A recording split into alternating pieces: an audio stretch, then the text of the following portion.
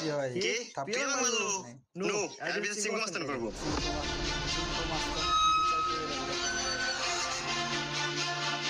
সিংহ মাস্তান ও আমাকে কথা বলছে আর বিচার দেন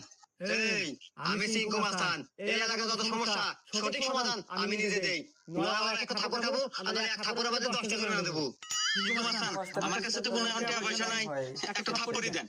এই মার একটা থাপ্পড় কুমারস্থান কিভাবে থাপ্পড় খায়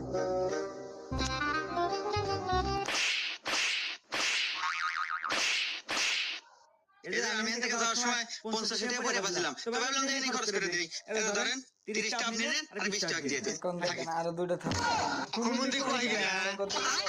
থাপ্পড় দিই। 20 টাকা দিয়ে দেন আমার লাগবে না কুমারস্থান তো 50 টাকা দিয়ে বড় লোক হয়ে গেছে।